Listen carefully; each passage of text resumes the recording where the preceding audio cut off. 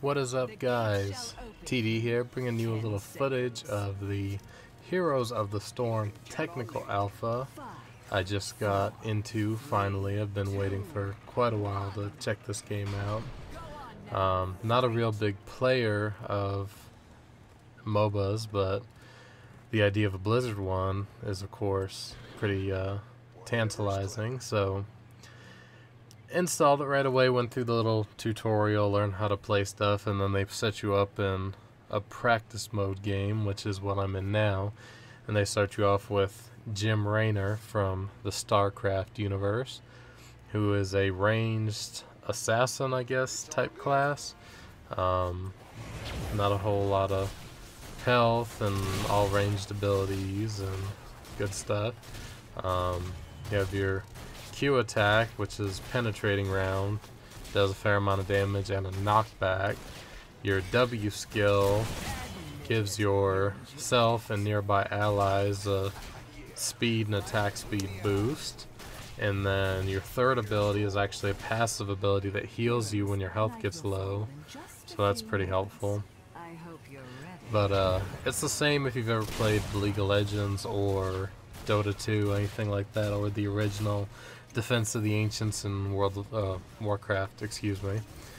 You have your lanes and your towers and your bases, and of course the objective is to push your way through all the towers and defenses and destroy their core, or their main building. And it's a 5-on-5 game. And if you're not familiar with MOBAs, basically you have minions that spawn at each team's base, and they flood out through lanes, as they're called, predetermined paths that they follow and pretty much fight anything in their path. And you have to kill enemy minions while working with your own little minions, while also killing enemy heroes and completing map objectives and all kinds of good stuff. So basically real cat and mouse type game. You never want to get in the fray too much with enemy minions, and with defenses you kind of want to hide behind your own, let them take the damage for you and try to take out the other heroes and complete the map objectives without getting yourself killed. So as the map goes on, you kill minions, complete objectives, etc. You gain experience. Oh, Uther, you're going down.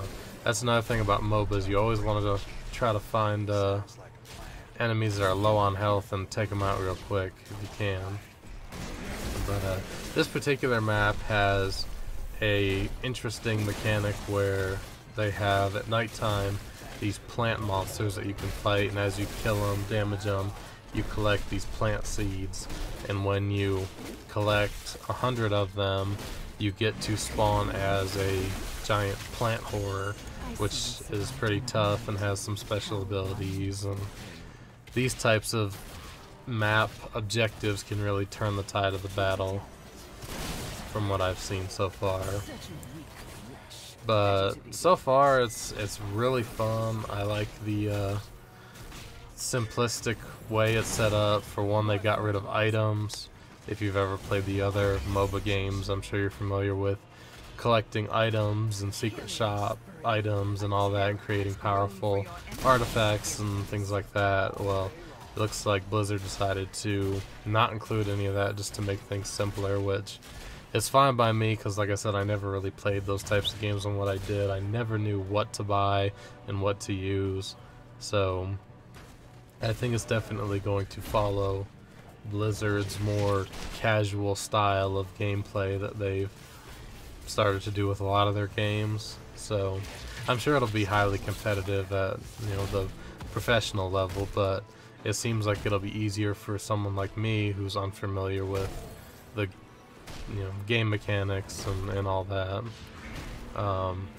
Obviously, this being my first real game after the tutorial, I'm not real sure how the community is. I've read some somewhat unflattering things about toxic players, and I know that's fairly common in these types of games.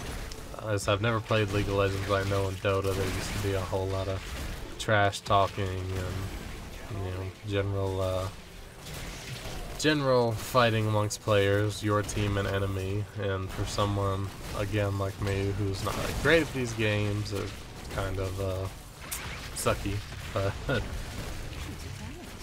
but I really like the game. The graphics are really nice.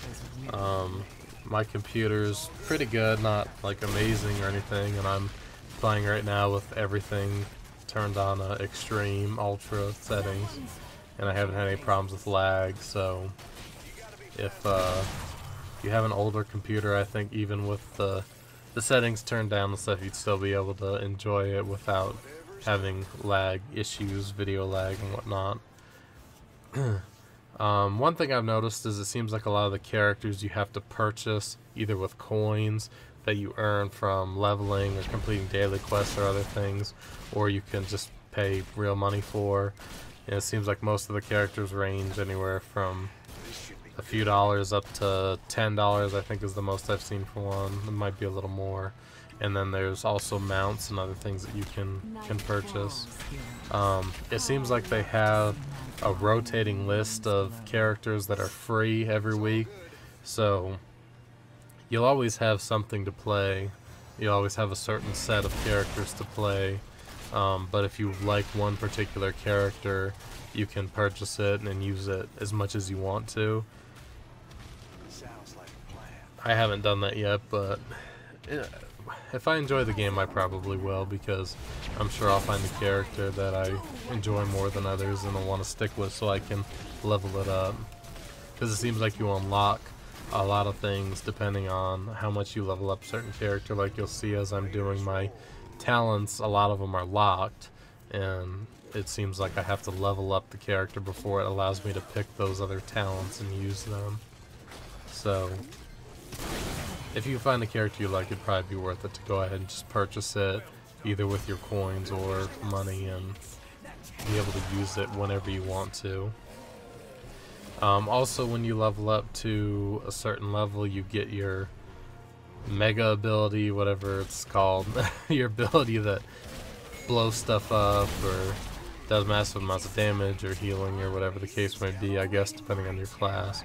With Raynor, it's a battleship, battlecruiser bombardment that follows a line and just kind of bombards everything in its path. And everybody's is unique to their character, and I'm trying to right click to take control. I guess I gotta be right next to it for it to work or something. But yeah, and when you level up, you get access to a second one, so you can pick between two different ultimate abilities. I'm gonna go over here and take control of this horror thing. Now I'm a giant guardian terror. You can see it gave me completely new abilities, and I have a fair amount of health, and I'm assuming do a fair amount of damage. So I'm gonna try to get in here and kill some stuff. It's a lot of enemies. Oh. And there's different, each class is better at different things. Like I noticed Malfurion was mainly a healing, like, support class, whereas Raynor was a ranged attack class, and I think Lily is also a support class. And if you look at each character, it'll tell you what they specialize in and what their basically their role is. Try out this ability. What does this do? Okay, oh wow, it does a lot of AoE damage. That's pretty cool. I know I should probably be using this Terra to, like, fight in the walls or something. I don't know. I'm just playing around because it's a practice game and the bots cannot yell at me if I do the wrong thing, so that's always a plus.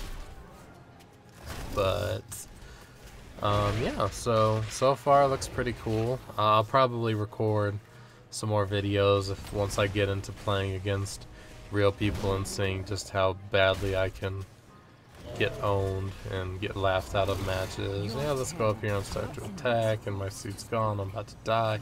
And that's exactly why you don't attack towers by yourself, because I was in there for about 2 seconds and they took me down to half health. Oh, another interesting thing that's different about this game is the towers actually have ammo, and it takes them a while to reload. So after so many waves of your little minions get there and get killed or whatever, the towers will actually run out of ammo, and it'll take them a little bit to reload, and that gives you a time to get in there and attack the towers when they can't fight back. And I think a lot of this really is just to keep the games quick, so you don't have those really long matches like you'd see in some of the other MOBAs. And I've seen most of the games that I've watched myself have only lasted between like 10 and 15 minutes.